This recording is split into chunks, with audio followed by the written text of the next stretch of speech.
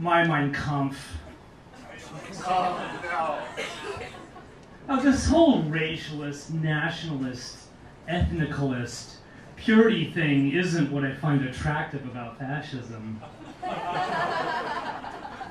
No, instead I'm tired of democracy. Or perhaps what I should say is I'm tired of the lie of democracy.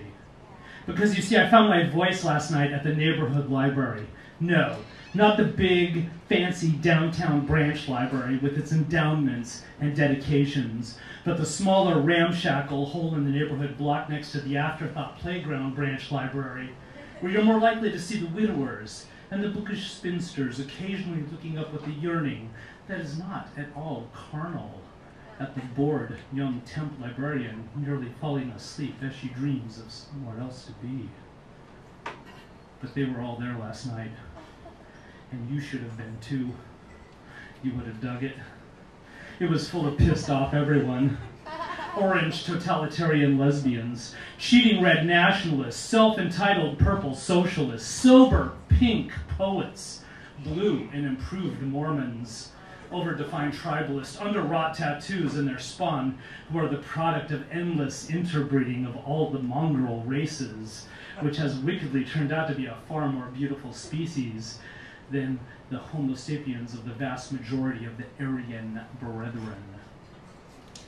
And so for this new and beautiful tribe, hot, annoyed, and thirsty for more than water, hot, annoyed, and thirsty for more than wine, but those things too, I held up the rhetorical mirror of our time like an Austrian corporal named Scheckelgrabach did almost 90 years ago in a beer hall sardined with angry, jobless Bavarians. My populism prosed forth molasses for the parched seekers. Agitated rhetoric served as a congealer of disparate propagandistic euphoria. It lined my poems up like obedient SS soldiers. My turns of phrase were party hacks ready to crack skulls, and jammed words shattered crystal in the night, while lines of lilting grace denounced dissenters with an impunity held only by those desperate who only wish to appear sure of their political positions. Okay, it wasn't that big of a deal. This being the United States of America, we couldn't even convince any of the cops to come down for a good old-fashioned San Francisco freak show beatdown. We served as a mere distraction for some bored readers and a slack-jawed librarian annoyed enough to glare at us, but not enough to do anything about our makeshift movement. No one went to jail. No one got hurt.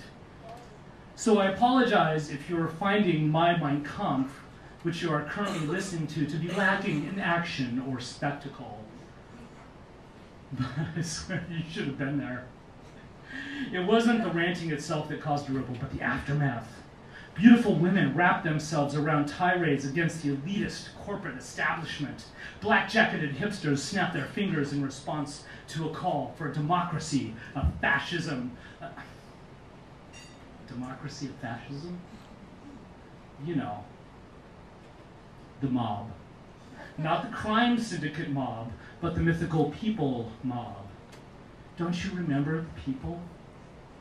You saw them in the beginning of the French Revolution, and they rallied around the doomed idea of a pure and true democracy. They were also there at the beginning of the Paris Commune, when they rallied around the doomed idea of excess. Then you saw them kill the Tsar, and they rallied around the doomed idea of communism. You saw them succeed in torching the Reichstag, and they rallied around the doomed idea of a cult of personality. And here they are, even further down the line, or even further down the timeline, trying to hijack the Democratic Party in Chicago. And they rallied around the doomed idea of their immortality. Lately, they've been rehashing the ritual of a Tea Party that would never have had anything to do with them back in 1773. And they rallied around an America that had never existed before or after. But we also saw them take down the Vietnam War and the Soviet Union.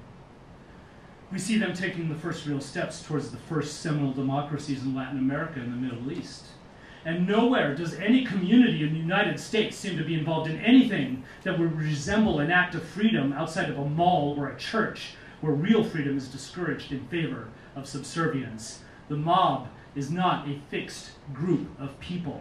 The mob only looks to provide a quick fix for the groups of people who have themselves become broken, for better or worse. And you see, we have become broken and are in need of fixing. So last night, and tonight, and tomorrow night, and the night after that, I tell a very small mob to rally only around the idea of themselves as the mob, the only one that matters in this time and in this place. And we chanted repeatedly, fuck the neocons, fuck the neolibs, fuck the neocons, fuck the neolibs. Even the librarian joined in, caught as she was, like all of us, somewhere between hope and despair. And it felt so good. It felt like it meant something. So we're going to do it again. Because in this day and age, when we are all shouting, there is no reason any of us shouldn't be heard. Go ahead. Let's all step up to the pedestal with the wisest parlayed right next to the dumbest, yet all the while resolved not to dissolve.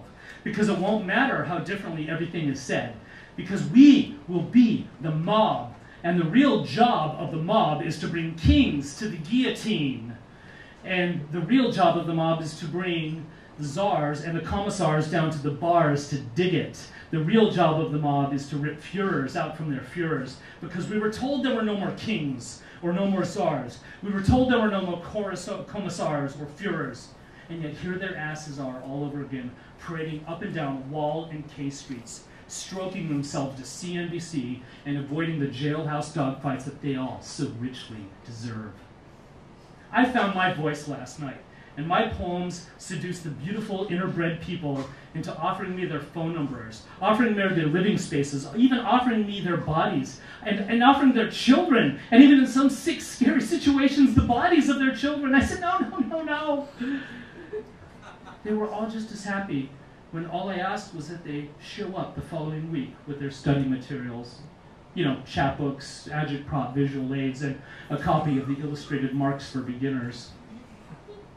You know, back down at the neighborhood library.